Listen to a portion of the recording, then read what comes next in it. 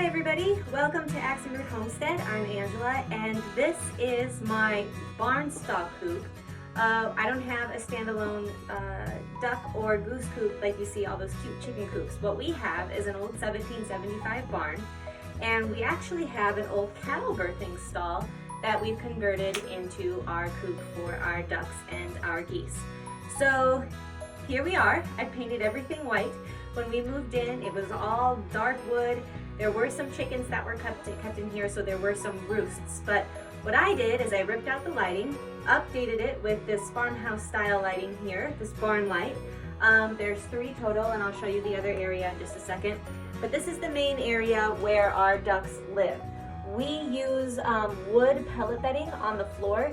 Duck output and waste is incredibly moist because they are waterfowl, and I figure, hey, if I use these horse bedding pellets in my stable where my Clydesdales are, sure enough it's going to work for ducks, and it does. So this is the main coop area, and I will show you our attached outdoor run as well as our brooder area, or also our hospital area if needed, that we can close off. So here is the inside of the coop. We have these old windows and I painted the framework black. There's our barn lights. Ducks, they nest on the floor, so I have nesting buckets on the floor, and I like to put dried herbs in there along with their hay. Some use them for eggs, some don't. Down here you'll see that the water buckets are recessed. In the middle of the floor, because this was a birthing stall, there is a trough or a trench that has a drain pipe at the bottom, so anything that's in here can be rinsed out. Right now it's filled with bedding, but when we do a fresh coop clean, that is all cleaned out, and you can see that down the middle.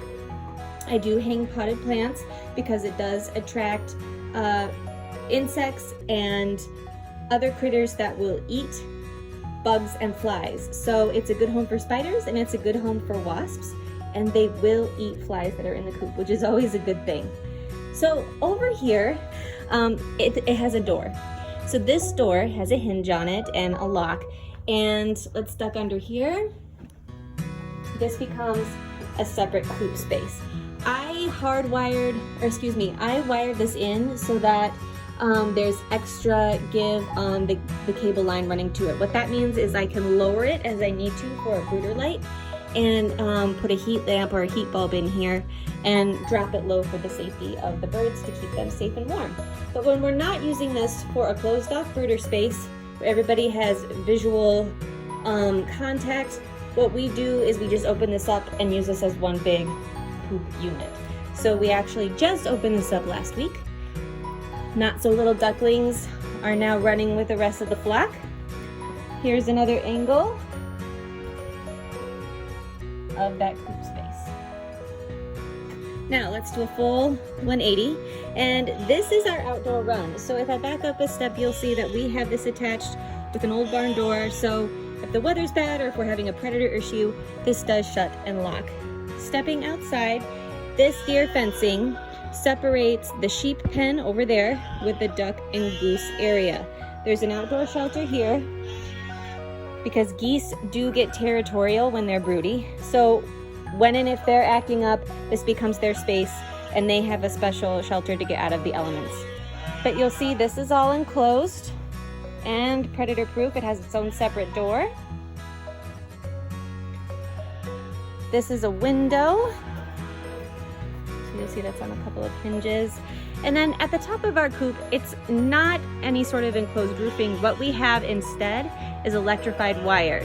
That way no raccoons or anything can climb up and try to get over. It's got a really good shock on that. So that's the outdoor run. Here's the main coop space and the brooder area. Now the brooder area is a short wall, so we can reach and see right over it.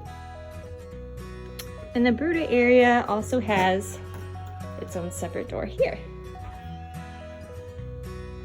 So this works out well for us. Backing up even further to the entrance of the barn, you'll see this is where we keep our feed and storage supplies, and we have a little room over here too for dog food, cat food, and just all of the goodies that you need when you bring home a new batch of ducklings, like a feeder, little dinner bell to call them home, extra poultry wire. We've got heaters, so this is kind of our little storage setup spot.